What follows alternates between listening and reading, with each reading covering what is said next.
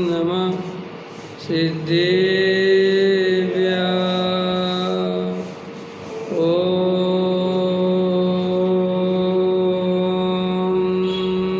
नमः सिद्धेभ्यः।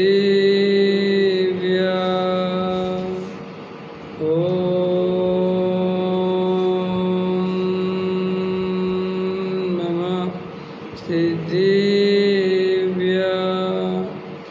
निर्मल ज्ञान परिटया धम्म कलंक डैवी अपालत उजेण परु हे परम पड़वेवी सब कर्म मल का नाश हर प्राप्त कर निज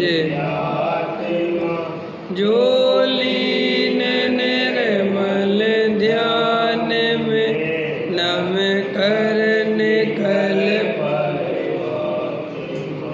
संतप्त मानस शांत जिनके गुणों की हे वर्धमान मान जिन विचरे हमारे। योग सार ग्रंथ है। 18 नंबर की गाथा अपनी चल रही है। पृष्ठ क्रमांक 32। आचार्य कहते हैं कि गृह गृहस्थी में रहते हुए भी जीव को आत्मा का अनुभव होता है अगर उसे हे और उपाधि की सच्ची पहचान हो और सच्ची श्रद्धा हो। तो हे उपाधि अगर अपने को समझ में आ जाए, हे और उपाधि का अर्थ होता है कि वास्तव में अपनी वस्तु क्या है और पराई वस्तु क्या है। हे पना होता है, इसका शाब्दिक अर्थ होता है हे पना माने छोड़ने योग और उपाधि माने ग्रहण करने योग। तो ग्रहण करने योग्य क्या हो सकता है? ग्रहण करने योग्य वस्तु का जो स्वरूप है, तो आचार्य कहते एक द्रव्य दूसरे द्रव्य का कर्ता धर्ता भी नहीं है और एक द्रव्य दूसरे द्रव्य को ग्रहण भी नहीं कर सकता। तो भाई पर द्रव्य को तो अपन ग्रहण कर ही नहीं सकते, तो पर द्रव्य अपन को उपादेय कैसे हो सकता है? समझ में आया कि नहीं आया? अब अपना जो स्वयं द्रव्य है वो ही हमारे लिए उपादेय है। तो अब प्रश्न ये भी करना चाहिए कि साहब स्वयं द्रव्य तो हम हैं ही, उसको क्या उपादेय करना है? कि भाई मैं तो विवेक तो हुई, अब विवेक को क्या करना? विवेक ऐसे कहे कोई कहे कि साहब आत्मा तो है ही हम, अब उसको क्या उपादेय करें? ऐसा किसी के मन में प्रश्न आवे तो आचार्य कहते हैं कि जो तेरे दुख का कारण है वो दुख का कारण ही ये है कि तूने पर में उपादेय बुद्धि कर रखी है और तूने अपने को भूला पड़ा है, अपने को पहचानता नहीं है, अपने को जानता नहीं है। तो तू, ये बात तो सही, क्योंकि अगर तू ही नहीं हो तो फिर पर की तो बात ही खत्म हो गई। भाई मैं नहीं तो पर भी कहाँ से रहेगा? लेकिन जो मैं के नाम पर तूने अपना अस्तित्व मान रखा है वो भी वास्तव में पर है, क्योंकि तू अपने को देहादिक रूप मानता है, रागादि रूप मानता है। सो ये सब तो पर हैं, ये आत्मा नहीं है। आत्मा इनके बीच में है, आत्मा कहीं अलग से है ऐसा नहीं है, तो इन्हीं के बीच में, लेकिन वो आत्मा नहीं है जिसे तू आत्मा समझता है। तो आचार्य कहते कि साहब ये हुए उपादेय का निर्णय करना इसलिए ज़रूरी है कि तुम्हें जो दुख हो रहा है, जो चार गति हमें परिभ्रमण हो रहा है, जो हम इतना कष्ट सह रहे हैं, भूख प्यास, सब दुनिया भर की जो तकलीफ़ें हैं, जो चार गतियों में रुल रहे हैं, उसका एकमात्र कारण ये है कि हम पर पदार्थों को उपादेय मानते हैं और अपनी आत्मा को जानते ही नहीं। सो वो हे ही जैसा हे से भी बुरा हो गया ना। हे करने के लिए भी जाने तो यहाँ तो अपन जानते ही नहीं कि आत्मा माने क्या चीज़ है। तो आचार्य कहते यही तुम्हारे हमारे सबके दुख का कारण है। इसलिए कहते हैं घर गृहस्थी में भी अगर कोई जीव जागृत हो जाए, क्योंकि घर गृहस्थी में आत्मा कहीं चला तो जाता नहीं, आत्मा तो वहीं रहता है। भाई जैसे मुनिराज हैं और जैसे हम हैं, अगर अंदर से देखा जाए तो मुनिराज का भी आत्मा उस देह के अंदर है और हमारा भी आत्मा उस देह के अंदर है। समझ में आएगी? है प्रत्येक जीव का है भाई। उसमें मुनिराज को कोई अलग से स्पेशल आत्मा की बात तो है नहीं। तो फिर साहब मुनिराज को ही आत्मा मिलेगा ऐसा थोड़ी है। अगर तुम भी चाहो और वेद ज्ञान करो तो तुम्हें भी आत्मा मिलेगा, क्योंकि आत्मा तो सदा काल मौजूद है। कोई भी परिस्थिति हमें आत्मा का अनुभव करने से नहीं रोकती, क्योंकि परिस्थिति कैसे रोक सकती है भाई? परिस्थिति तो बाहर में है और आत्मा अंदर में है, और आत्मा के अनुभव के लिए कोई हाथ पैर तो चलाने नहीं है।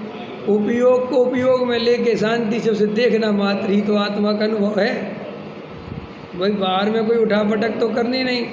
अगर उठापटक करनी हो तो कहें कि साहब कैसे करें हम आत्मा का अनुभव। लेकिन आचार्य कहते तुम तो जहाँ बैठे हो, जैसे बैठे हो, वो अंदर जो जानने देखने वाला तत्व है यही मैं हूँ। इतना अनुभव करे तो आत्मा अनुभव होता है। तो ये चर्चा अभी चल रही है, बहुत महत्वपूर्ण गाथा है। इस पे कम से कम 30-40 प्रवचन हो गए होंगे इसी गाथा पे। समझ में आया? ये कितनी मार्मिक बहुत इम्पोर्टेंट गाथा है, क्योंकि लोग ऐसा मानते हैं कि हम तो गृहस्थ हैं और हम तो आत्मा का अनुभव कर ही नहीं सकते। और आचार्य कह रहे भाई साहब बिल्कुल कर सकते हो। कोई घर गृहस्थी आत्मा के अनुभव में बाधक नहीं है। बस आपकी आत्मा की गहरी रुचि हो, आपकी दृष्टि आत्मा की तरफ हो, आप वेद ज्ञान करो तो वह आत्मा तो उपलब्ध है ही। अब हमारी रुचि ही रुपया पैसा मकान दुकान संयोग की है, तो भाई अब वो आत्मा क्या करे, वो तो है ही वहाँ। अनुभव तो आपको करना है, लेकिन आपकी रुचि परद्रव्य में है। तो आचार्य कहते हे और उपाधि पहचानो। और ये पहचानना क्यों है? क्योंकि इसके बिना हमारा दुख नहीं मिट सकता। मुद्दे की बातें हैं। कई लोग सोचते हैं जो धर्म से दूर होते हैं वे सोचते हैं धर्म करने वाले मूर्ख हैं। समझ में आया कि नहीं आया? क्या रखा है धर्म की बातें सुनने में? अरे रुपया पैसा मकान दुकान पैसा कमाओ, वह धर्म क्या है? धर्म तो बुढ़ापे की चीज़ है भाई साहब। ये इतनी मान्यता झूठी पड़ी हुई है। अरे धर्म बुढ़ापे की चीज़ नहीं है। तुम रुपया पैसा मकान दुकान जो इकट्ठा कर रहे हो, ये सुखी होने के लिए ही तो कर रहे हो। और क्या है तुम्हारा प्रयोजन? तो आचार्य कहते सुखी होने का जो उपाय है वो है ही नहीं। और ये जो धर्म है, ये जो वेद ज्ञान है, ये जो हे उपाधि का निर्णय है, यही सुखी होने का उपाय है। देखो अभी जैसे मान के चलो एक लड़का शास्त्री करने जाए, समझना मेरी बात, और एक लड़का अमेरिका पढ़ने जाए, तुम ज़्यादा सुखी किसे मानोगे? हाँ बिल्कुल सच्ची बात बोले। तुम्हें लगेगा शास्त्री तो बेचारा मजबूरी में पढ़ रहा, इसके माँ बाप पे पैसा नहीं है ना, तो बेचारे को जयपुर में भर्ती करा दिया। हमारा लड़का तो भाई साहब अमेरिका भेज रहे हैं हम पढ़ने के लिए। समझ में आया कि नहीं आया? लंदन यूनिवर्सिटी में पढ़ेगा, समझ में आया? वहाँ से MBBS कराएंगे, MBA कराएंगे, वहाँ से BBA करके आएगा। तो ऐसा लगता है जैसे ये सुखी होने का उपाय कर रहा हो, मुझे शास्त्री वाला दुखी होने का उपाय कर रहा। मैंने मजबूरी में शास्त्री कर रहा बेचारा, रोजी रोटी चल जाए। ये हमारे अंदर की मान्यता है। और फिर ऐसी मान्यता पूर्वक उसी शास्त्री से प्रवचन सुनते हैं। अपने लड़के को तो अमेरिका भेजना चाहता है, फिर उसी शास्त्री से कहता है कि आप हमें आत्मा की बात सुनाओ शास्त्री जी, कि तुम्हारा लड़का कहाँ है? लड़का तो अमेरिका गया हुआ है। नहीं आप तो हमें सुनाओ आत्मा की बात। और उस शास्त्री से आत्मा की बात सुनता है तो अभी शास्त्री को सुखी नहीं समझता, उस शास्त्री पे तो करुणा करता है। बेचारे पंडित जी और अपने बेटे को समझता है सुखी। ये नहीं कहता बेचारा मेरा बेटा, वो तो उसे लगता है कि वो बहुत बढ़िया यूनिवर्सिटी पढ़ के आ रहा अमेरिका लंदन से। ये हमारे अंदर में हे उपादेय का निर्णय नहीं होने के कारण हमारी गति ये है। हमारी जो गति है ना, हमारे जो सोचने की तरीका वो ये है हमारा। इसलिए ये धर्म हमारे अंदर प्रवेश नहीं करता, क्योंकि धर्म प्रवेश जब करे जब तुम्हें ये निर्णय आ जाए कि ये अमेरिका जा रहा है, ये तो दूर जा रहा है सुख से, और जो ये शास्त्री करने जा रहा है ये करीब जा रहा है सुखी होने के। माने वे सुखी होंगे कि नहीं होंगे वो प्रश्नवाद की बात है, क्योंकि शास्त्री भी अगर आत्मा का अनुभव नहीं करेगा तो वो भी दुखी रहेगा, और अमेरिका वाला नहीं करेगा तो भी दुखी रहेगा। लेकिन कम से कम तुम्हें ये तो पता होना ही चाहिए कि अगर इन दोनों में से सुख के करीब कोई खड़ा है, सत्य के करीब कोई खड़ा है, तो वो शास्त्री है। देखो, सत्य के करीब होना भी कोई कम सौभाग्यशाली बात नहीं है। आप समझ रहे कि नहीं समझ रहे? देखो, एक हमारा शास्त्री विद्वान शास्त्री कर ली उसने, और भले ही वो आपके हिसाब से काम धंधे में लग गया और काम में लग गया, तो अभी वो अंदर से जो उसने 5 साल पढ़ा है, तो वो अंदर ये सत्य तो जानता है कि सत्य क्या है। वो अभी उस पर चल पा रहा है कि नहीं चल पा रहा है वो बाद में देखेंगे अपन। उसके अंदर में वो पूरा ज्ञान पड़ा हुआ है, उसे लब्धि ज्ञान कहते हैं। लेकिन जो लड़का अमेरिका गया है उस बेचारे को तो पता ही भी नहीं है कि और कुछ भी सुखी होने का उपाय है। लोग समझते हैं कि शास्त्री विद्वान बनने से क्या होता है। भाई साहब, सम्यक दर्शन तो जीव को अपनी योग्यता से होता है, लेकिन अगर सम्यक ज्ञान भी जीव के पास हो तो आज नहीं तो कल उसकी लब्धि में उदय आएगा, तो वो देशना उसके काम आएगी। लेकिन अपन ये जो मान्यता है कि लंदन अमेरिका में भेज के बच्चे को सुखी कर देंगे, तो ये मान्यता ही झूठी है। आप समझ में आ रहे? और उन बच्चों के लिए तो बहुत ज़रूरी है जिन बच्चों के घर में जिनवाणी ना पढ़ी जाती हो, धर्म के संस्कार ना, उन बच्चों को तो और ज़रूरी है शास्त्री बनाना। नहीं समझ में आया? भाई साहब, मेरे बच्चे को शास्त्री बनाना इतना ज़रूरी नहीं है, क्योंकि उसे धर्म तो मैं बचपन से ही पढ़ा रहा हूँ। उसे मैं हे उपादेय का ज्ञान तो जब तक वे अमेरिका जाने के लायक होंगे उसके पहले ही हम समझा देंगे। लेकिन तुम्हारे बच्चे को कोई घर में बताने वाला नहीं है, कोई बता समझा, और तुम अमेरिका भेज दोगे तो उस बेचारे के पास तो वो हे उपादेय का ज्ञान ही नहीं आ पाएगा। और आज दुनिया में क्या हो रहा है, बेचारे जो धार्मिक लोग हैं वे अपने बच्चों को शास्त्री बना रहे हैं, जिनको कम ज़रूरत है, और जिनको ज़्यादा ज़रूरत है वे लंदन अमेरिका भेज रहे हैं। सो वो एकदम ऐसा हो गया कि नहीं, वो खाई बन गई। वो एक तरफा वो, जबकि होना क्या चाहिए था, इधर ऐसा जाना चाहिए था। शास्त्रियों को पढ़ लिख के भेजना था अमेरिका, और यहाँ जो अमेरिका जाने वालों को पढ़ाना था शास्त्रीगिरी। तो इससे बैलेंस बनता। नहीं तो इंजीनियर अलग हो गए, डॉक्टर अलग हो गए, ये नहीं। उन्हें डॉक्टरों में किसी को शास्त्री का ज्ञान होना था, वो डॉक्टर होता तो मजा आ जाता। वो इंजीनियर था और उसे शास्त्रों का ज्ञान होता तो मजा आता। अगर वो नेता था और उसे शास्त्रों का ज्ञान होता तो मजा आ जाता। आप समझ गए? हमने क्या कर दिया, धर्म का एकदम हिस्सा अलग ही कर दिया। नहीं समझ में आया?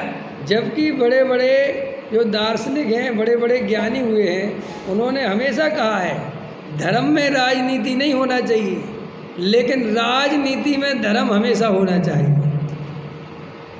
क्यों? ऐसा क्यों? अरविंद जी इस्लामगर समझे कि नहीं समझे? अगर धर्म में राजनीति होगी तो धर्म बर्बाद हो जाएगा, लेकिन राजनीति में धर्म होगा तो वो राजनीति को भी शुद्ध कर देगा। अगर एक इंजीनियर होगा और उसने जैन धर्म पढ़ा होगा, वो जैन शास्त्रों का ज्ञाता होगा, तो वो भ्रष्टाचार नहीं करेगा। हमें ये भ्रष्टाचार कब करता है आदमी? जब उसे नरक निगोद का कोई भय, जब उसे धर्म की कोई श्रद्धा। आज कोई अच्छा धार्मिक आदमी, हमारे देश का जो वास्तव में स्वाध्याय करने वाला पढ़ा लिखा आदमी, अगर वो बनता है देश का प्रधानमंत्री, राष्ट्रपति, गृह मंत्री, तो उसकी बात अलग होती है। और एक अनपढ़ आदमी बनता है, बिना पढ़ा लिखा बनता है, अंधविश्वासी बनता है, झूठ भरे, वो उसकी बात अलग होती है। अंतर में पढ़ा लिखा आदमी और अनपढ़ आदमी में अंतर हमेशा ही रहेगा। और अगर ये अंतर नहीं होता तो फिर शिक्षा का इतना महत्व नहीं रह जाता। ये हम चाहे माने और चाहे नहीं माने, अंतर समझ में आ गए।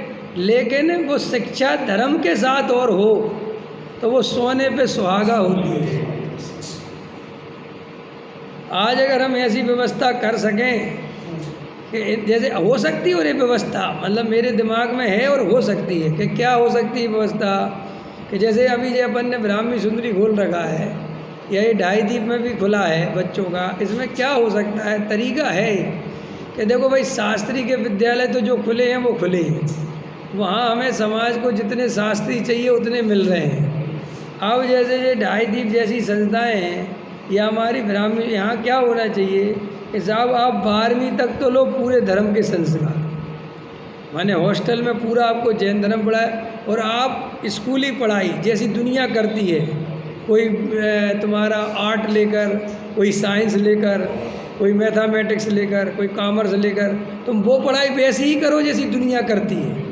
और यहाँ से लो तुम संस्कार पूरे, स्वाध्याय करो। 5 साल बहुत होते हैं, 8वीं 9वीं 10वीं 11वीं 12वीं, इतने में हम उसे पूरा जैन धर्म का आवासा सिखा सकते हैं, समझ में आया? और उसको जब वो 12वीं तक पढ़ ले, उसके बाद कहो कि अब तुम इंजीनियरिंग की तैयारी करो, तुम MBBS की तैयारी करो, समझ में आया? तुम MBA की तैयारी करो, तुम CA की तैयारी करो। तो हमने मान के चलो 20 बच्चे 12वीं क्लास तक अपनी संस्था में पढ़ाए, और आगे के भी कॉलेज खोलो। तुम्हारा खुद का इंजीनियरिंग कॉलेज होना चाहिए, खुद का तुम्हारा मेडिकल कॉलेज होना चाहिए, तुम्हारा खुद का सब होना चाहिए। तो वही बच्चा, और बात उसकी नहीं है फीस भी रखो, क्योंकि आगे जाके वो कहीं भी तो फीस देगा ही ना। ये फ्री फोकट की बात नहीं कर रहा मैं। आप आगे के क्यों साहब अपनी कॉलेज क्यों होना चाहिए? क्योंकि उसका धर्म तभी सुरक्षित रह सकता है जब तुम उसको आगे की पढ़ने की व्यवस्था भी प्रॉपर दो।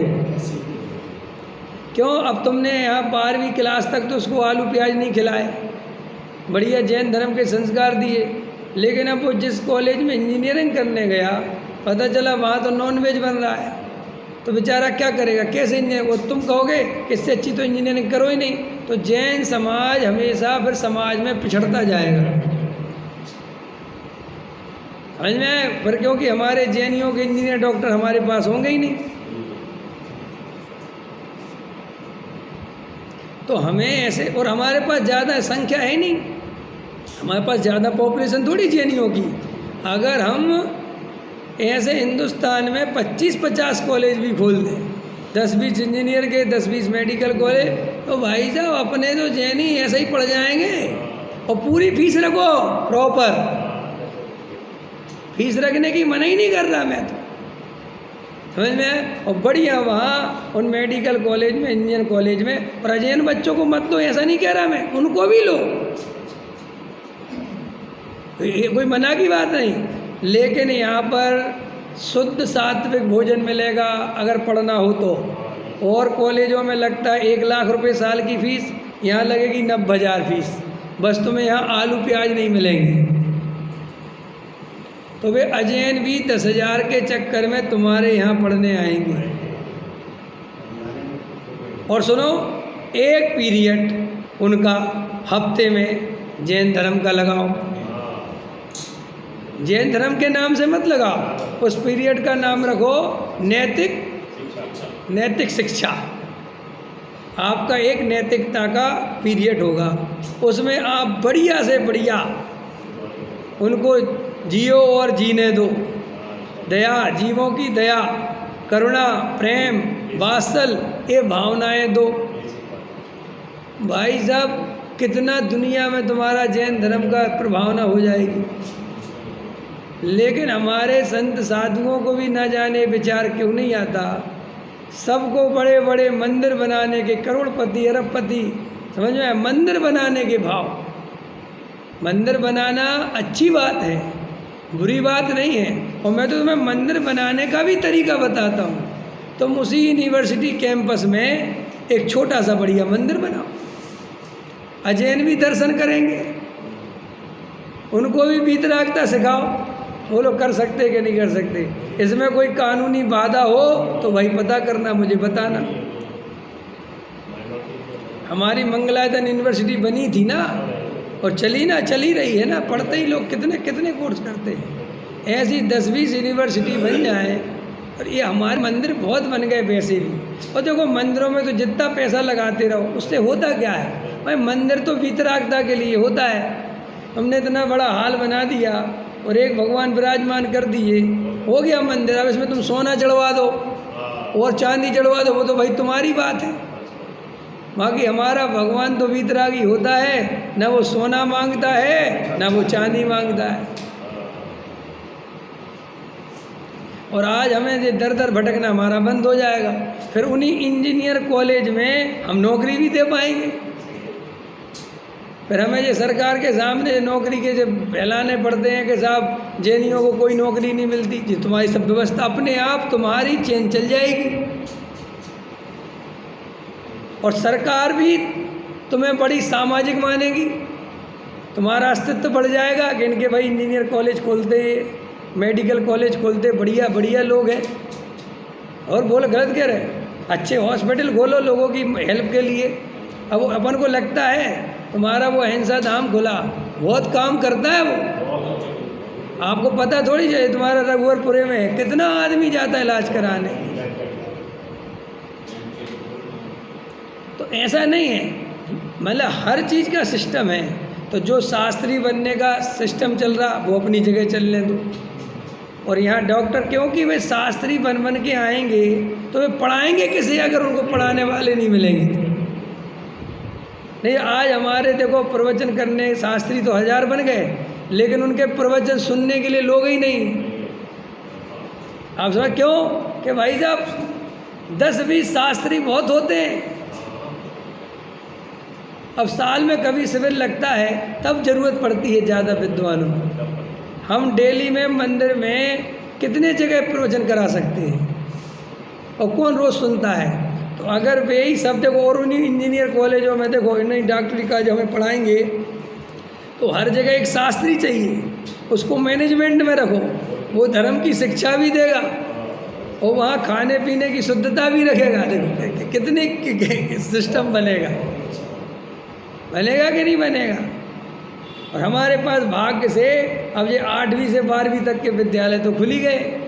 अब बस हमें इंजीनियरिंग कॉलेज और मेडिकल कॉलेज और 2 कॉलेज खोलना है, और सीए वगैरह की जो प्रैक्टिस होती है बस इतने, बस 3 में तो इस सब काम अपना खुद का हो जाए। और कोई जैन समाज के लिए बड़ा काम है क्या जब हम 100 करोड़ के मंदिर बना सकते हैं। भाई साहब अभी मैं एक महाराज हैं, उनके 1000 करोड़ के प्रोजेक्ट चल रहे हैं मंदिर बनाने, कहीं 100 करोड़ का बन रहा, कहीं 80 करोड़ का बना। तो वे ही महाराज अगर चाहें तो कितने कॉलेज खोल सकते हैं। क्यों इंजीनियर साहब, आप तो जानते होंगे सब है नहीं। कितना, एक बात बताओ, एक मेडिकल कॉलेज खोलने में कितना पैसा लगता होगा? 100 करोड़ में खुल जाएगा? 100 करोड़ में नहीं खुलेगा, 200 करोड़ में, 500 करोड़ में खुल जाएगा। तो क्या हो गया, 500 करोड़ में खुल जाए तो क्या दिक्कत है भाई। 500 करोड़ में ये बहुत बड़ी रकम नहीं है। इसमें आप तरीके से चलोगे ना तो आपकी सरकार भी हेल्प करती है, वो सब सिस्टम बनते हैं उनके, बस आप सोचो तो बनता है? हाँ, सब चीज़ होती है तो सब सिस्टम है, उसमें क्या बात है भाई साहब। काम जब हमने इतने विद्यालय चला रहे हैं ना, नहीं समझ में आया, इतने विद्यालय चल रहे हैं तो धीरे धीरे वो चल गए। और हम तो आपसे कह रहे हैं, ये भी कहाँ कह रहे हैं हम कि अपने को पैसा जो है और थोड़ी देर पहले हो रहा थे संजय जी तो बहुत बढ़िया रहते, क्योंकि इस स्कीम को लागू करने वाले तो यही है। एक स्कीम स्वाध्याय में अपन बात कर रहे, आप भी उसमें आप बैठे तो अपन चर्चा ही कर लो, कोई बात नहीं। मैंने ये कहा कि देखो अपने पास शास्त्री के विद्यालय तो पर्याप्त हो गए, और जितने शास्त्री समाज के लिए चाहिए उतने बहुत निकल रहे हैं, ज़्यादा ही निकल रहे हैं। अब हमने ये कहा कि देखो अपन शास्त्री बनाते जाएंगे तो ये शास्त्री इतने खपाएंगे कहाँ, भाई समाज भी चाहिए। फिर आज ये चर्चा इस पर चली, विषय ये चल रहा कि एक लड़का जाता है अमेरिका पढ़ने और एक लड़का जाता है शास्त्री पढ़ने, तो अपन सुखी किसे मानते हैं और दुखी किसे मानते हैं? अपन मजबूरी वाले आदमी को तो मानते शास्त्री, और जो अमेरिका पढ़ने गया उसे तो मानते कि जे सही आदमी, जे सुखी होने का काम, उसे सफल मानते हैं। तो वो चर्चा इस पे चली अपनी, वो उसी के पीछे में नहीं जाना चाहता। तो हम ऐसा बात कर रहे कि जैसे अपने जे विद्यालय खुल गए 8वीं से 12वीं तक, ढाई दीप खुल गया, अपनी ब्राह्मी सुंदरी खुल गई, और भी। अब हम ये कह रहे हैं कि अब अपनी समाज को ये सोचना चाहिए कि जो हमारे 12वीं तक अपन मेहनत करते हैं इन बच्चों के साथ, और ये बेचारे आगे इंजीनियर करने जाते हैं या मेडिकल कॉलेज में जाते हैं, तो इनको व्यवस्था नहीं है शुद्ध भोजन की, अच्छे इनका नंबर नहीं आता।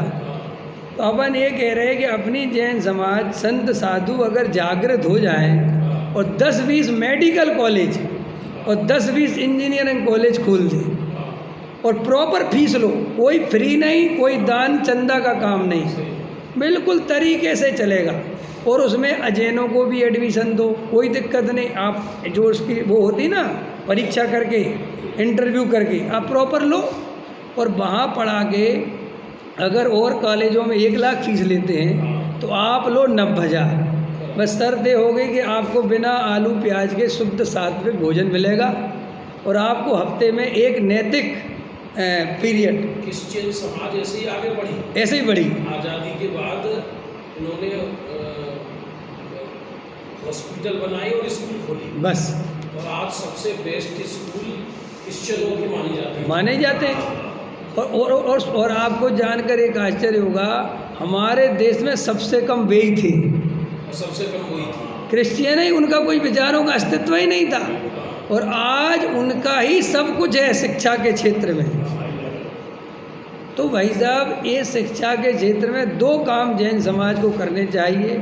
एक तो पहली क्लास से 12वीं तक अपने इंग्लिश मीडियम के स्कूल, और बिल्कुल फ्री की बात ही नहीं, ये तो बिजनेस है ना भाई, ये कोई वो थोड़े कह रहे हैं हम। लेकिन हम जो करोड़ों करोड़ों के मंदिर बनाते जाते हैं, मंदिर बनाना बहुत अच्छी बात है, लेकिन कल्पना करो आज वो मंगलायतन यूनिवर्सिटी खोली थी पवन जी ने, और वहाँ पे जैन मंदिर था तो अजैन भी दर्शन करते हैं, और वो जिन शासन की जो प्रभावना होती है उसकी बात ही कुछ निराली है। आज अपने पास अपने इंजीनियर नहीं है, अपने डॉक्टर नहीं है, आज अपने पास अपना सीए नहीं है, आज अपन को अपने काम कराने के लिए धीरे धीरे जैन समाज बहुत पराधीन होता जा रहा है। आज अपने पास अपने नेता नहीं है, आज अपनी कोई आवाज़ उठाने वाला नहीं है, और अपने सारे महाराज और सारी समाज केवल और केवल मंदिर निर्माणों में और बड़ी बड़ी प्रतिमा निर्माण करने में लगी हुई है। और चूँकि संत साधुओं को वो शास्त्र पढ़ते हैं और वे अपने आप को भाई त्यागी वृत्ति समझते हैं, तो वे सोचते हैं कि मंदिर बनवाने से हमारा सही रहेगा, हम कुछ और करेंगे तो हमें बहुत पाप लगेगा। तो वो सब मंदिर मंदिर और शास्त्र में मंदिर बनाने का इतना पुण्य, तो वो इस चक्कर में वो सारा ध्यान इस तरफ जा रहा है और मंदिर हड़पेंगे।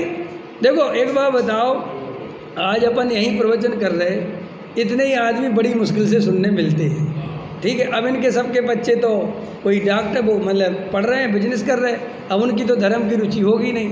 अब हम शास्त्री बना के यहाँ बीज भेज भी देंगे विश्वास नगर, तो पढ़ाएंगे किसी? ये धीरे धीरे आने वाली आहट है कि हमारे जो पुराने लोग धीरे धीरे समाप्त होते जा रहे हैं और संख्या हमारी दिन पे दिन कम होती जा रही है। समझ में आए? तो इसका तरीका है कि अगर वो डॉक्टर इंजीनियरों के पास भी ये धर्म का ज्ञान रहे तो गारंटी से वो इंजीनियर बन जाएगा, डॉक्टर बन जाएगा, तो भी प्रवचन सुनने आएगा। आपको पहले याद होगा डॉक्टर साहब वगैरह या गुरुदेव श्री के समय में कितने बड़े बड़े वकील थे, कितने बड़े बड़े डॉक्टर थे, कितने बड़े बड़े इंजीनियर थे जो गुरुदेव का प्रवचन सुनने आते थे। अब आज हमारे पास तो इंजीनियर डॉक्टर सुनने ही नहीं आते। क्यों? कि वो धीरे धीरे धीरे धीरे हमारा वो रास्ता जो धर्म का संस्कार, अब पता क्या हो रहा, एक सिस्टम बन गया, शास्त्री का बेटा ही शास्त्री बन रहा। जबकि मज़ेदार बात है, शास्त्री के बेटे को शास्त्री बनने की जितनी जरूरत नहीं है जितनी सेठ जी के लड़के को शास्त्री बनने की जरूरत है। क्योंकि वो जो शास्त्री का लड़का है वो तो घर में ही शास्त्री बना देता है बैठे बैठे। नहीं समझ में आया? जैसे हलवाई के बेटे को और नाई के बेटे को अलग से कहीं सीखने नहीं जाना पड़ता, वो अपने पिताजी को देख देख के ही होता है कि नहीं। अपने उत्तम चंद जी का लड़का कितने बड़े विद्वान हैं, विवेक जी, कहाँ पढ़े शास्त्री, अपना विवेक मलाड़ कितना बड़ा शास्त्री है, सब बन गए ना बढ़िया। तो मतलब मेरा कहने का तात्पर्य है कि अगर घर में धर्म का माहौल हो और अगर चीज़ स्वाद है तो वो तो बढ़िया है। लेकिन जो इंजीनियर डॉक्टर परंपरा से नहीं बनते, ये मेहनत से बनना है, ये समझना पड़ेगा आपको। तो अपन ये कह रहे हैं कि अपने पास 12वीं तक का तो सिस्टम है, अगर उसके आगे का सिस्टम और थोड़ा बन जाए, एक आध इंजीनियर कॉलेज शुरुआत हो जाए कम से कम, और वहाँ हमारे बच्चों को शुद्ध सात्विक भोजन मिलेगा, तो ये जैन धर्म की परंपरा बहुत आगे तक बढ़िया चलेगी। आज हमारे कई बच्चे हैं जो बेचारे इंजीनियर कॉलेज में जाते हैं, मेडिकल कॉलेज में जाते हैं, उन्हें नॉन वेज की मुश्किल पड़ रही है। पहले क्या मुझे बहुत अच्छे से ध्यान है, अगर आपको भी ध्यान होगा, पहले जितनी भी सरकारी संस्थाएं होती थी या इस तरीके के कॉलेज होते थे या विद्यालय होते थे, वहाँ नॉनवेज नहीं बनता था। चाहे कोई भी बच्चा कहीं का, नॉनवेज अलाउड नहीं था। माने हमारी भारतीय संस्कृति में एक ज़माना ऐसा था कि हम नॉनवेज को इतना बुरा मानते थे कि आदमी व्यक्तिगत खाता हो, लेकिन सामूहिक शादी हो, कहीं भी हो, नॉनवेज नहीं बनेगा। अब धीरे धीरे कल्चर बिल्कुल गिर गया। अब अजैनों की शादियों में नॉनवेज बनने लगा। अब लोग बर्थडे तक में नॉनवेज मंगवाने लगे, क्योंकि उसका एडवर्टाइजमेंट, उसका दिखावा इस तरीके से करा गया है, उसकी मार्केटिंग ऐसे की गई है कि अब वो लोगों को नॉनवेज ही नहीं लगता। अब पैकिंग में आने लगा नॉनवेज, बिल्कुल पैकेट बंद। क्या होगा? अब अभी मेरे कई मित्र हैं और उनके बच्चे इंजीनियर कॉलेज में गए तो बता रहे भैया नॉनवेज हर हॉस्टल में चालू है। और वो लड़का कह रहा साहब मैं जैन हूँ, मुझे भोजन चाहिए, आलू प्याज। कह रहा भाग लो यहाँ से, काहे का आलू प्याज। क्या है, हॉस्टलों में भी वेज मेस और नॉन वेज मेस। हाँ, आपको जान के आश्चर्य होगा, वेज मेस में अंडा को वेज मान रहे हैं। हाँ बोलो, अंडा को वेज मान रहे हैं। अब बताओ, तुम कहोगे कि भैया प्योर वेज खाऊंगा, वो कहाँ प्योर वेज ला रहा हूँ, और वो अंडा ले आएगा डाल के उसमें, और वो आप कहोगे प्योर वेज। हाँ साहब प्योर वेज है कि अंडा तो वेज हो, नॉन वेज है ही नहीं, वेज है वो। और धीरे धीरे अब तो ये ऐसी स्कीमें ला रहे हैं कि आप कल्पना नहीं कर सकते इसकी। तो अब अगर अपने को जैन धर्म सुरक्षित रखना है, अहिंसा को सुरक्षित रखना है, भोजन पानी को शुद्ध रखना है, तो भाई साहब वो मंदिर अकेले बनाने से नहीं होगा, आपको वो प्लेटफार्म देने पड़ेंगे। अभी मैं ग्वालियर में था, मैंने वहाँ बात करी कि अगर हम बच्चों को केले का समोसा नहीं देंगे तो वे आलू का खाएंगे। अगर तुम केले की चिप्स अवेलेबल नहीं कराओगे तो वे आलू की खाएंगे। आज केले की चिप्स इतनी अवेलेबल हो गई इंदौर वालों की वजह से, गुजरातियों की वजह से, कि सब के सब आलू की भूल गए। आप कह रहे हो एयरपोर्ट पे केले की चिप्स बेचने लगे। हाँ बोलो, आपने डिमांड करी, और डिमांड अकेली करने से क्या होता है, उसकी आपको देना भी तो पड़ेगा बना के। अब समझे मैं क्या कहना चाहता हूँ। ऐसे ही आज मैंने बोला, अभी आप थे नहीं, वहाँ पे बोला कि हम निषेध तो किसी का भी करते हैं, टांग तो किसी की भी खींचते हैं। आज अपने जैनी की उनकी होटल है ग्वालियर में, तो भाई साहब सारे जैन ही जा रहे, हमारा बर्थडे बनवा दो जी, हमारी सगाई करवा दो जी, वही जैन समाज वाले। और साहब अपने को तो छना हुआ पानी मिल जाएगा ना, हाँ, और उसी की टांग खींचते कि ये गाय के मोक्षु। बताओ, इनने होटल बना लिया। माने जगत में तुम टांग खींचना तो जानते हो, लेकिन आज तुम्हें ये होटल अगर 10-20 जैनों के हों तो तुम्हें शुद्ध कम से कम वेज की व्यवस्था तो रहेगी। आज तुम मानोगे तो नहीं, बच्चे का बर्थडे मनाने से मानोगे क्या? और आज सारे होटलों पे कब्जा अजैनों का है।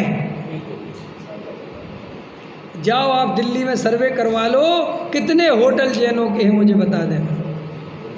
और भाई साहब अगर एक जैन का होटल हो तो कम से कम इतनी तो गारंटी है कि वो नॉन वेज नहीं रखेगा। पहले का ज़माना जैनियों की अपनी धर्मशाला होती थी कि नहीं? हर मंदिर, छोटे से छोटे गांव में जैनी अपनी धर्मशाला खुद रखता था, अपने बर्तन खुद रखता था कि नहीं? आज अपने भीम गली में देखो, कहीं दूर मत जाओ, आज अपन ने जो सब बर्तन व्यवस्था रखी तो कितने लोग अपने घर के कार्यक्रम के लिए हमारे बर्तन मांगते हैं। और नहीं होगी तो वो जाएगा ना उसी टेंट हाउस वाले के पास, और उसमें कल ही नॉनवेज बना था और आज तुझे बनाना पड़ेगा। अब कितना तुम्हारा धर्म शुद्ध है। अब तुम कहो नहीं जी, अरे भाई साहब श्रद्धा अकेले से काम नहीं चलेगा, वो व्यवस्था भी तो देनी पड़ेगी, वो करना पड़ेगा ना आपको, सब जब कम बनेगा ना। आप समझ में आ रही कि नहीं आ रही? तो अगर अपन हर चीज़ जो समाज की ज़रूरत होती है, बैंकेट हॉल भी होते हैं, होटल भी होती है। पहले अपने आप को याद होगा, सारे जितने भी हलवाई होते थे सब जैन होते थे, और अपन ने एक हलवाई क्या 100 कसाई, एक हलवाई 100 कसाई, जो उठा के जो पंडित को जो मिले 100 सबरे हलवाई मिटवा दिए थे। और वे हलवाई कौन बन गए? अब उसकी आपको कल्पना नहीं करा सकता मैं, डर जाओगे आप। अभी मैं बोल नहीं सकता इसमें प्रवचन में। भाई साहब कल ईद थी ना, कितने ठेले गायब थे खाने के। कल तो कल पता चला कि भाई सारे ठेले कौन लगाता है। ये जागृत होके देखो तो पता चलता है, और तुम्हारे बच्चे जा जाके वहीं चटकारे लेके खा रहे हैं। अच्छा वो कितना विवेक रखेगा बोलो? जो खुद नॉन वेज खाता हो वो कितना वेज का विवेक रखेगा? मेरा प्रश्न है आपसे। लेकिन अपन ने सारी धर्मशालाएं ख़त्म करवा दी, और आज धर्मशाला का कल्चर तो ख़त्म ही हो गया। कौन अपने लड़के की शादी धर्मशाला में करवाना चाहता है? सबको होटल चाहिए, बैंकेट हॉल, और तुम्हारे वो है नहीं। हमारे ये कोई शुद्ध सात्विक भोजन बेचने लगते हैं, वो क्या मसाले वगैरह, तो लोग मजाक बनाने लगते हैं। घर में खाने नहीं बचा होगा जी, इसलिए बेचारे मसालों का धंधा करने लगे। वो समाज की कितनी बड़ी सेवा कर रहा है वो है, लेकिन अपन एक पर्टिकुलर चीज़ को पकड़ते हैं, मतलब बहुत ज़्यादा पॉजिटिव, उसमें सकारात्मक नहीं देखते ही नहीं। हमने पूरी खेती बंद करवा दी जैनियों से। हमारे पास इतनी खेती थी भाई साहब, सब बिकवा दी। क्या कह के इसमें बहुत हिंसा होती है, बहुत जीव मरते हैं। तो आदिनाथ ने कृषि का उपदेश काय को दिया था भाई? आदिनाथ ने असीम कृषि वाणिज्य विद्या शिल्प सब दिए ना। तलवार चलाना भी से भाई, तलवार सिखाना कितनी गलत बात है भाई। तलवार तो बिल्कुल प्योर हिंसा का लक्षण है, लेकिन जमाने में गृहस्थी में विरोधी हिंसा भी होती है, आक्रमणकारी भी होते हैं। तो आक्रमणकारी का विरोध तुम हाथ जोड़ के नहीं कर सकते भाई साहब। एक व्यवस्था है विश्व की, इसके खिलाफ थोड़ी जा सकते हैं हम कहें बड़े हम अहिंसावादी हैं और पाकिस्तान के बॉर्डर से सारे सैनिक हटा लो और चाइना के बॉर्डर से हटा लो तो क्या होगा भाई? जैसी दुनिया चलती हो, जो आज से नहीं चल रही है, ये ऐसे ही चल रही है। अगर रावण शक्तिशाली था तो वो अपना युद्ध लड़ा, राम ने उसका लड़ाई झगड़ा करी कि नहीं साहब हम तो रावण से क्यों लड़े। ऐसे नहीं, सिस्टम जो है वो है। तो ऐसे ही, और धर्म अपनी जगह है। अब कोई धर्म कहे, धर्म क्या है कि अगर तुम्हें धर्म करना है तो सीधा गुप्त हो जाओ, स्वरूप गुप्त, अपना काम करो, वेद ज्ञान करो अपने स्वरूप। लेकिन तुम्हें घर गृहस्थी भी चलानी है, पत्नी बच्चे भी रखने हैं, तो फिर उसकी व्यवस्था तो जगत में जैसे बनती है वो तीर्थंकरों ने भी बनाई है। अगर आदिनाथ राज्य में रहे हैं तो राजा बन के रहे, और जब दीक्षा ली तो दीक्षा ली। भरत जी जब तक राजा रहे तो जैसे राज्य चलता है वो वैसे ही चलेगा।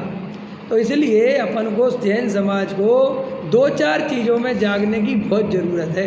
इंजीनियर कॉलेज, मेडिकल कॉलेज, और जो अपन 12वीं तक बच्चों को पढ़ा ही रहे हैं, और उसके आगे अगर जो इंजीनियर कॉलेज की व्यवस्था हो जाए, और जो शास्त्री बन रहा है उनका निषेध नहीं, वे अपने पढ़ ही रहे, उसमें क्या बात है। और देखो एक बात बताओ, अपन ने ज़बरदस्ती मार मार के मुल्ला बनाने की कहानी क्यों रखें। आज भी अपन जानते हैं कि अगर अपन 12वीं क्लास से या 10वीं क्लास से 50 विद्यार्थी पास कर, तो सबरे जयपुर नहीं जाते, उनमें से 25 तो खिसके ही जाते हैं कि हमें नहीं पढ़ना शास्त्री। तो उन जिनको नहीं पढ़ना उनको कम से कम वे दूसरे कॉलेजों में जाएंगे, तो उनका दूसरा ऑप्शन तो हो गया कि भाई आपको इंजीनियर करना तो आप यहाँ, और उसके लिए पूरी मेरिट लिस्ट रखी जाएगी। ऐसा नहीं कि भाई साहब यहाँ पे दयादान से काम चलेगा। सोलापुर में एक इंजीनियर कॉलेज अपना जैन था, जी जी, और अपनी मंगलायती वहाँ गए, हाँ, उन्होंने वहाँ मंदिर बना लिया, बराबर, शुद्ध भोजन मिलता है। हाँ, और आपको महाराष्ट्र में 2-3 जगह ऐसी हैं हाँ, जहाँ अभी मैं औरंगाबाद में गया था प्रवचन करने, तो वही सोलापुर की बता रहे साहब, एक जगह और ऐसी बताई, तो वहाँ पर कितने लोग थे भाई साहब जिनने उस कॉलेज से इंजीनियरिंग करी, डॉक्टरी की, वहाँ से। हाँ, वो मुझे मिले, बोले साहब वहाँ पे फीस भी पता वो चल रहा है। अब लेकिन भैया इतनी जगह एक जगह होने से क्या होता है, हर स्टेट में कम से कम 2-3 होने चाहिए। सही बात। और वो बहुत पुराना है, वो जो महाराष्ट्र का जिक्र कर रहे हैं, नया तो कोई बना ही नहीं रहा है। तो चलो ये बात समझ में आई ना। तो अब अपन की दृष्टि की बात चल रही, समय तो नहीं हुआ ना अभी थोड़ा है। अपन को एक लड़का शास्त्री बन रहा और एक अमीर, तो अपनी क्या चर्चा थी कि भाई साहब सुखी होने के नज़दीक कौन है, जो धर्म से दूर है वो सुखी होने के नज़दीक है, कि जो धर्म के पास है वो सुखी होने के नज़दीक है। आप समझ रहे। एक व्यक्ति, एक बच्चा अगर धर्म समझ गया, तत्व समझ गया, उसके बाद भले ही वो 10 साल 20 साल अपने काम धंधे में लगा है, तो भी वो अंदर से उसके ज्ञान में पड़ा हुआ है कि धर्म क्या चीज़ है। आज हमारा कोई भी शास्त्री विद्वान है, चाहे वो कितने ही व्यापार धंधे में लगा हो, वो गृहीत मिथ्यात्व में नहीं जाएगा,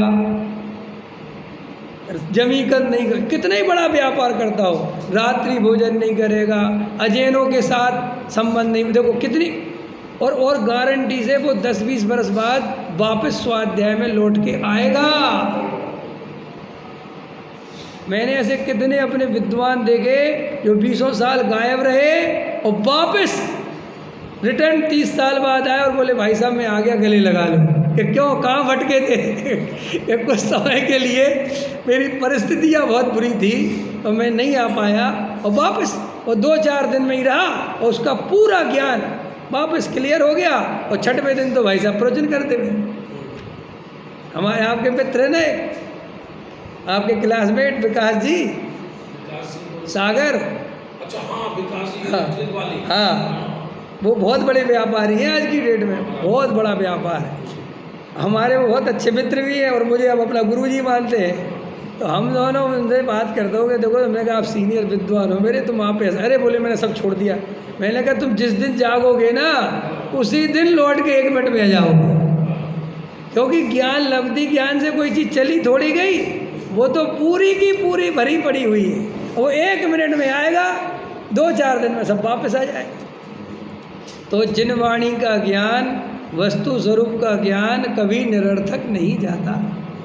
इसलिए हम ऐसा जो बात करते हैं कि साहब चर्चा करने से क्या होता है, चर्या भी आएगी, लेकिन चर्चा के बिना कभी चर्या सच्ची नहीं आएगी।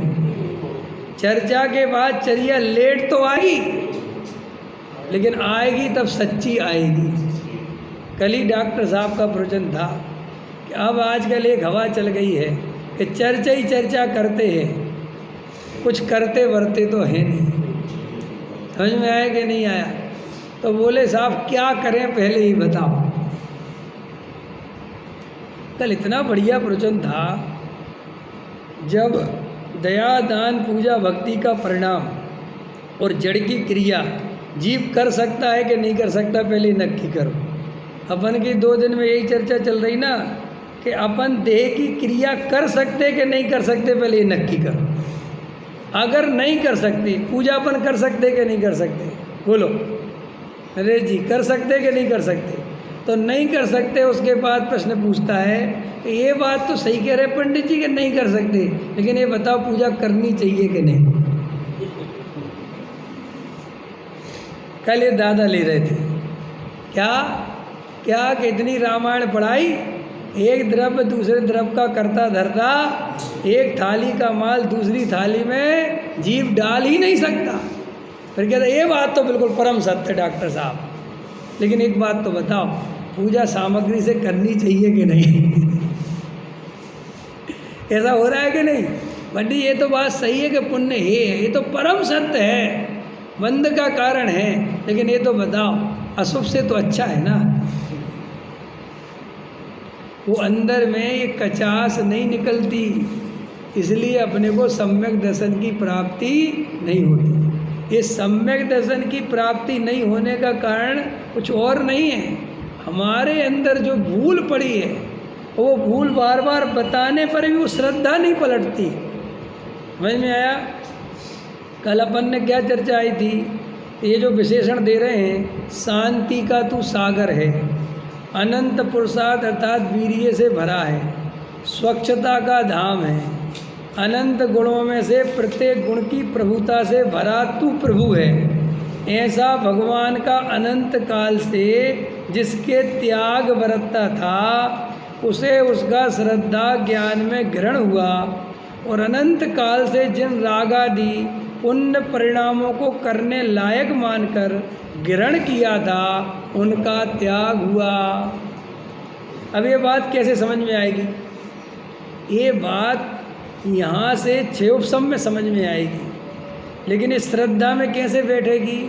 जब अपन ये भेद ज्ञान अंदर में निर्णय पूर्वक द्रव्य की दृष्टि करेंगे तो ये बात समझ में आएगी। ये द्रव्य की दृष्टि के बिना कभी समझ में नहीं आएगी। जैसे आत्मा राग का करता है कि नहीं, बोलो नीरज जी, आत्मा राग का करता है कि नहीं? आप बोल रहे मना कर रहे, बोलो देवेंद्र जी करता है कि नहीं? बोलो रमेश जी, आत्मा राग का करता है कि नहीं? आप कितने ही नहीं बोलो,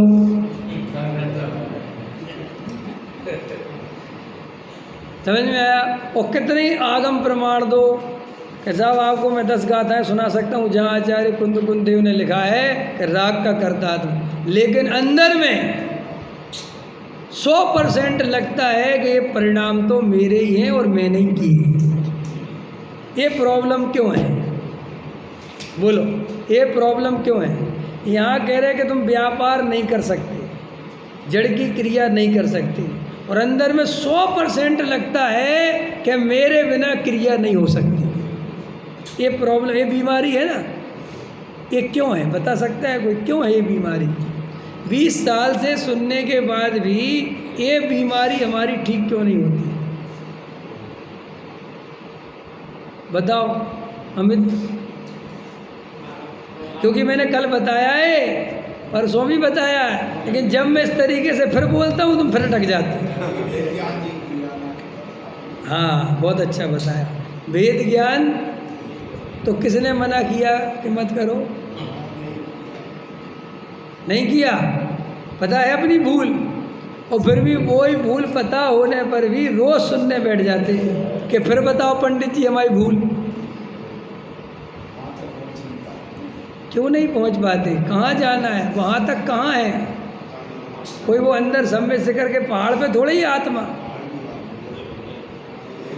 देखो आचार्य कहते तुम शास्त्रों से पढ़ पढ़ के सीखते हो कि राग का कर्ता आत्मा नहीं है, तो ये शास्त्रों से पढ़ के सीख तो जाते हो, लेकिन वो श्रद्धा तक इसलिए नहीं पहुंचता कि वो श्रद्धा तक पहुंचाने के लिए राग से दृष्टि हटाकर वो ज्ञान स्वभाव पर दृष्टि लगाए तो ये समझ में आए कि राग का कर्ता मैं नहीं हूँ। अब वो अपनी दृष्टि तो लगी है राग पे ही, अपनी दृष्टि लगी तो क्रिया ही पे है, और फिर कहता मैं ये करता इसका नहीं हूँ, तो वो कैसे समझ में आएगा। आचार्य कहते हमने क्या बताया था कि द्रव्य स्वभाव की अपेक्षा, द्रव्य दृष्टि की अपेक्षा राग का कर्ता जीव नहीं है। तो इसका अर्थ क्या था कि तुम्हारी द्रव्य की दृष्टि होगी तो ये बात समझ में आएगी कि राग का कर्ता मैं, और अगर द्रव्य की दृष्टि नहीं होगी तो कितना ही समझाऊंगा कि राग का कर्ता आत्मा नहीं है, और हम रट भी लेंगे कि राग का कर्ता आत्मा नहीं है, लेकिन अनुभव में यही आता रहेगा कि राग का कर्ता आत्मा है। देखो इसके लिए उदाहरण दूँ, आप ध्यान से अभी जो पूजन आप करके आए, आप वहाँ एक थोड़ी देर के लिए बैग में जाओ और जागृत होके देखो। जब वो चावल आपने थाली में से उठाए और चावल को लेके जब आप वहाँ गए, प्रतिमा जी के सामने जो अर्घ बोला और जो चढ़ाए, उस समय तुम्हारा ज्ञान क्या काम कर रहा था? ध्यान से देखो कि तीन चीज़ें हैं ना, राग और शरीर और ज्ञान, तीन है। तो राग में तो वो परिणाम था पूजा करने का, क्लियर, और शरीर में वो चावल उठा के वो क्रिया थी, ठीक, और तीसरा क्या था वहाँ? तो तुम तीन में से तुम कौन हो? अब जानने देखने वाले को देख के बताओ कि तुम राग कर रहे थे, कि तुम चावल चढ़ा रहे थे, कि तुम जान रहे थे। अब 100% कहोगे कि साहब जान रहे थे। क्यों क्यों हैं? क्या कह रहे हो रमेश जी?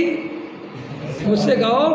नहीं, वो कह रहे हैं वैसे ज्ञान का कर रहे हैं। तो ये ज्ञान नहीं कर रहा, यही गलती है। कह रहे हो और नहीं कर रहे, यही गलती है, इसलिए मिथ्या दृष्टि हो। ये इसी कारण अपन मिथ्या दृष्टि चले आ रहे हैं कि अपन बोलते तो बराबर है, लेकिन प्रॉपर उसका प्रैक्टिकल लाइफ में अप्लाई नहीं कर पाते। देखो, जैन धर्म में कोई भी क्रिया तन्मय होकर करने की नहीं है, भेद ज्ञान पूर्वक करने की है। तन्मय होकर करे तो मिथ्या दृष्टि, उसमें भूलना नहीं है। भगवान की भक्ति कितने ही राग में आए, इतना ही बढ़िया, लेकिन अंदर में श्रद्धा रहे कि ये रागादि रूप परिणमन, ये भक्ति का भाव मेरा स्वरूप, ये कैसे रहता होगा? ये कैसे रहे, है ना प्रश्न। ये भेद ज्ञान हम कैसे रखें? देखो कैसे रखते हैं। तुम्हारे घर में तुम्हारे भाई का लड़का आया, तुम्हारी बहन का लड़का आया, भांजा आया तुम्हारा छुट्टियों में गर्मी की, तुम उसे बहुत खिला रहे, बहुत प्रेम कर रहे। मैं अपने बेटे तक को कभी नहीं खिलाया ऐसा, इतना खिला रहे। और कह रहा बोल तुझे क्या चाहिए? वो कह रहा मामा ये वाली चॉकलेट चल, और वो कह रहा मामा मुझे झूला झूला गिला चल। इतना राग बरत रहा उसके प्रति कि कोई देखे तो कहेगा ऐसा तो मामा नहीं देखा हमने। तो भी मामा के अंदर श्रद्धा रहती है कि ये मेरा नहीं है। लोग कहते हैं हम होश में कैसे रहे, होश में कैसे रहे, जहाँ होश में कैसे हो। ये निर्णय की चीज़ है। ऐसा हमने आत्मा का निर्णय नहीं किया, ऐसी हमने आत्मा की श्रद्धा नहीं करी अपनेपन की। इसलिए बार बार आचार्य हमसे कहते हैं कि तू बार बार जड़ की क्रिया में फिसल जाता है, बार बार राग को अपना स्वरूप मान लेता है, इसलिए तेरे मिथ्यात्व का नाश नहीं होगा। कल और खतरनाक बात बता रहे थे दादा। एक अज्ञानी पूजा कर रहा है, क्या कर रहा है? और वो अंदर में ये मानता है कि ये पूजा करने वाला मैं, ये क्रिया करने वाला मैं, ये सामग्री चढ़ाने वाला मैं, ये बोलने वाला मैं। तो बोले उसे पुण्य बनेगा कि नहीं बनेगा? बोलो बोलो।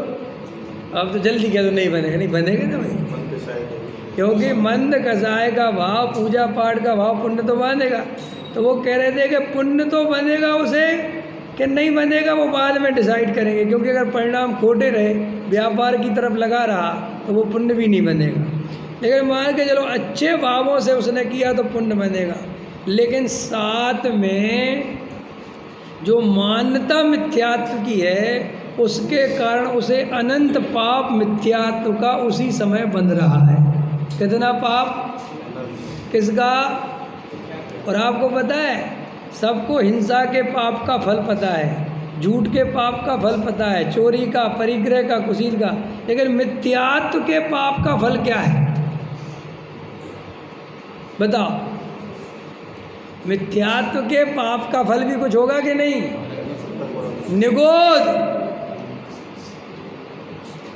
जो जीव निगोद में जाता है वो मिथ्यात्व के फल से जाता है, लेकिन उस तरफ हमारा ध्यान ही नहीं है। बोलो, हमें मिथ्यात्व के नाश करने की कहाँ चिंता होती है, लेकिन हमें अशुभ भाव से शुभ भाव में आ जाए इसकी चिंता बहुत होती है।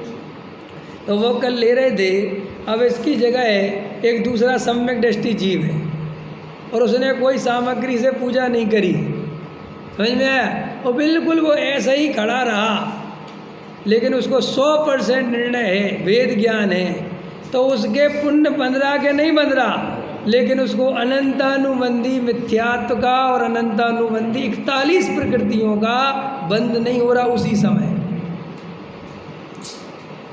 बोलो, ये बात अगर अपन को अंदर से जच जाए तो अपना ध्यान भेद ज्ञान पे चला जाए, लेकिन ये बात अपन को अंदर से नहीं जमती तो अपना सारा जीवन वो बाहर की चीज़ों में लगा रहता है जो हम कर नहीं सकते। अपने को ये लगता है कि मैं 20 साल से पूजन कर रहा हूँ, जबकि असली वस्तु स्वरूप क्या है? कर रहे हो कि वैसे ही तुम्हारे द्रव्य की परिणमन की योग्यता थी, इसलिए पूजा हो रही है। बताओ, अंदर में क्या लगता है? भाई साहब, मैं 20 साल से दुकान चला रहा हूँ, और अगर मैं नहीं चलाता तो नहीं चलती। लेकिन रमेश जी, सच्चाई क्या है? भिंड से आप दिल्ली आए ना, हिसाब में आज से 30 साल पहले, 40 साल पहले नहीं, आप नहीं आए। इस द्रव्य की इस क्षेत्र में ही परिणमन करने की योग्यता थी, इसलिए आप आए और आपके दूसरे भाई नहीं आए। इसलिए आचार्य कहते, तू अपने ऊपर भार मत रख के मैं आया। ऐसे 20 साल से मैंने पूजा करी, मैंने पूजा करी, मैंने प्रवचन करे, ये मान्यता छोड़। वो होना था तो हुआ है। व्यवहार नए कर्ता कर्म की भाषा करता है। और कल एक और बात ले रहे थे डॉक्टर साहब कि अगर निश्चय की कथन करने लगे पूरी तरह तो सबरे उठ के भग जाए। नहीं, वो गलत कह रहे। अपन ये कहो कि इन सेठ जी ने कुछ नहीं दिया, मंदिर बनने की योग्यता थी, ऐसे ही बना है, तो वे सेठ जी कहेंगे सबसे पहले इसको पकड़ के मारो। जबकि परम सत्य क्या है कि भाई साहब, किसी ने कुछ नहीं दिया, जिस द्रव्य का जो परिणमन होना था वो वैसा ही हुआ है। इस दुनिया में एक ही वक्ता ऐसा हुआ जिसने कभी व्यवहार का सहारा नहीं लिया और दुनिया ने उसका निश्चय पसंद किया।